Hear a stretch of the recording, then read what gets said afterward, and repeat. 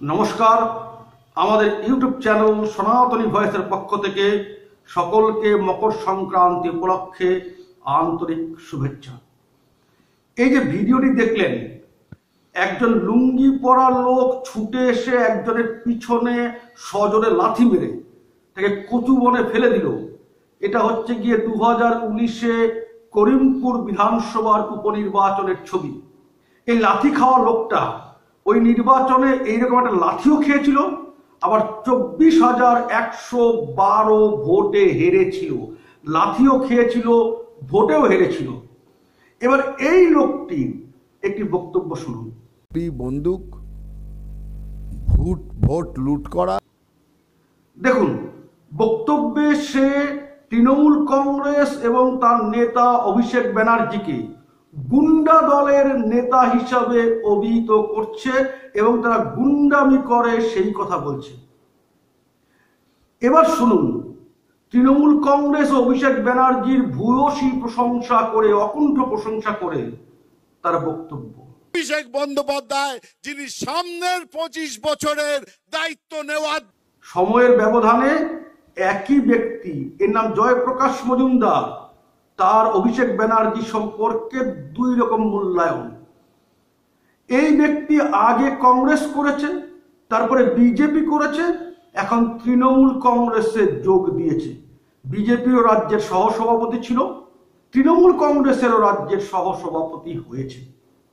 এবার শুনুন তার বক্তব্য, যেখানে সে মমতা ব্যানার্জির ওই নির্বাচনের সময় পা ভাঙ্গাকে নাটক বলছে, কটাক্ষ করছে এবং হুইল চেয়ার ছেড়ে কেন দাঁড়াচ্ছে না সেই বিষয়ে কটাক্ষ করে তার বক্তব্য রাখছে। পা দিব্যি তুলে দিয়ে পা নাচাচ্ছেন তিনি।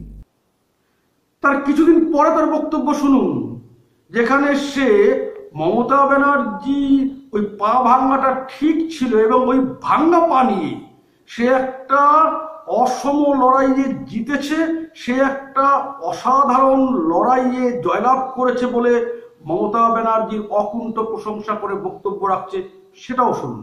বিজেপিকে 213 গোল দিয়ে দিল। লোকটি চূড়ান্ত মিথ্যেবাদী এবং রাজনৈতিক জোকার টাইপের। কেমন মিথ্যেবাদী দেখুন। শুভেন্দু অধিকারী নির্বাচনে জিতবার পরে 2 বা 3 দিন পরে কলকাতায় দলীয় অফিসে এসেছিল, তখন নাকি এই ব্যক্তির সঙ্গে তার দেখা হয়েছিল। সে শুভেন্দু অধিকারীকে বলেছিল, আরে একবার শুনলাম ওখানে মমতা ব্যানার্জি জিতে গেছেন, তারপর শুনলাম তুমি জিতেছো, এটা কি করে হলো? তখন তাকে নাকি শুভেন্দু অধিকারী বলেছে অনেক কায়দা করতে হয়েছে, অনেক কায়দা করতে হয়েছে। এবং সেটা কিরকম স্টাইলে বলেছে দেখুন। একবার বলছে শুভেন্দু অধিকারী একটা রহস্যময় হাসি এসে বলল অনেক কায়দা করতে হয়েছে, তখন কিন্তু হাত নাড়ায়নি। হাসি হেসে আমাকে বলেছিলেন জয়প্রকাশ দা অনেক কায়দা করতে হয়েছে। আরেকবার দেখুন একটা মিটিং এ বলছে শুভেন্দু অধিকারী এইরকম করে হাত নাড়তে নাড়তে বলল দাদা অনেক কায়দা করতে হয়েছে। দাদা অনেক কায়দা করতে হয়েছে, অনেক। একদম অল্প সময়ের ব্যবধানে তৃণমূলে যোগ দেওয়ার পরে দুই বক্তব্য, তো দুই জায়গায় দুরকম কেন? এক জায়গায় বলছে রহস্যময় হাসি এসে বললো, এক জায়গায় বলছে হাত এরকম নেড়ে নেড়ে বললো। কেন? চূড়ান্ত মিথ্যাবাদী এরা, প্রফেশনাল অভিজ্ঞ মিথ্যাবাদী। তাও কিন্তু ওই যে মিথ্যা বললে গড়বড় হয়ে যায়, এক একবার এক এক রকম হয়, তার জন্য অল্প সময়ের ব্যবধানে হলেও দুবার দুরকম হয়ে যাচ্ছে। কেমন রাজনৈতিক জোকার! তাকে নাকি 2021-এর 2রা মে দিল্লিতে বিজেপির কেন্দ্রীয় নেতৃত্ব সেখান থেকে তাকে ফোন করে বলেছে নির্বাচনে বিজেপি হেরেছে, এটাকে অস্বীকার করে বক্তব্য রাখতে। বিকেল 5টার সময় দিল্লি থেকে হুকুম আসলো। ভাবুন, যেখানে বিজেপি সর্বোচ্চ নেতারা নির্বাচনে ফলাফলের পরে মমতা ব্যানার্জিকে অভিনন্দন জানিয়ে জয়লাভের জন্য অভিনন্দিত করে টুইট করলেন, বার্তা দিলেন, সেখানে তারা নাকি এই লোকটিকে ফোন করে বলেছে আপনি বিজেপির পরাজয়কে অস্বীকার করে বক্তব্য রাখুন। দেখুন, এই লোকটি 3টি দল করলেও একদম ভালো সময়ে সব ভালো দল করে। কখন সে কংগ্রেসে যোগ দিয়েছিল? যখন কংগ্রেসের রমরমা বাজার, রাজীব গান্ধীর রেকর্ড সংখ্যাগরিষ্ঠতা, যাদবপুরে নবাগতা মমতা ব্যানার্জির কাছে সোমনাথ চ্যাটার্জির মতো রাজনৈতিক মহিরু ও ধরাশায়ী, এইরকম সময় সে ঠিক ঠিক করে কংগ্রেস করতে শুরু করবে। কখন বিজেপিতে আসলো? 2014 সালে, যখন নরেন্দ্র মোদীর নেতৃত্বে রমরম করে বিজেপি এগোচ্ছে। কখন তৃণমূলে গেল? না, নির্বাচনে বিজেপি হারার বছর খানেক পরে। এবং এই যে লোকটি রাজনৈতিকভাবে সুযোগ পেয়ে যায়, তার জন্য কিন্তু সবচাইতে বেশি দায়ী হচ্ছে বিজেপি। এই লোকটি যেমন সুবিধাবাদী, অত্যন্ত স্বার্থপর, সুযোগ সন্ধানী, নিকৃষ্ট মানসিকতার।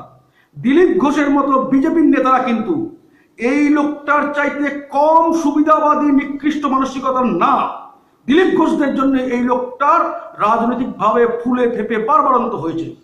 এই লোকটা বিজেপিতে আসবার পরে তার একজন খুড়তুতো বোন প্রকাশ্যে বক্তব্য রেখে বলেছিল যে এই লোকটি সুবিধার নয়। তারপরেও বিজেপি তাকে নেতা বানিয়েছে। 2017 সালের 18 জানুয়ারি উত্তর বিধাননগর থানার পুলিশ 9 ঘন্টা ম্যারাথন জিজ্ঞাসাবাদের পরে এই লোকটিকে অ্যারেস্ট করেছিল। কেন? না, টেট চাকরি প্রার্থীদের কাছ থেকে সুপ্রিম কোর্টে মামলা দেখভাল করবার জন্য 7,20,000 টাকা নিয়েছিল। ওই চাকরি প্রার্থীরা সবাই কিছু কিছু করে দিয়ে এই টাকা তাকে দিয়েছিল।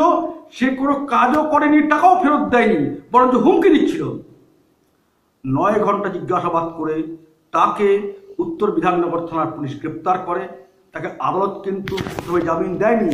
নিম্ন আদালতের দ্বিতীয়বারও সে জামিন পায়নি। 17 দিন পরে তাকে হাইকোর্ট জামিন দিল এবং জামিন দেওয়ার সময় 10,000 টাকার বন্ডে জামিন এবং শর্ত দিল যে সপ্তাহে 2 দিন করে থানায় হাজিরা দিতে হবে। মানে প্রাথমিকভাবে সেই অভিযোগকে তারা সত্যি বলে ধরে নিচ্ছে। তারপরেও কিন্তু বিজেপি এই লোকটিকে নেতা বানিয়েছে। গুরুত্বপূর্ণ সব সাংবাদিক বৈঠক একে দিয়ে করিয়েছে। এর মুখ বারবার টিভিতে বিজেপির নেতা হিসেবে লোক দেখেছে।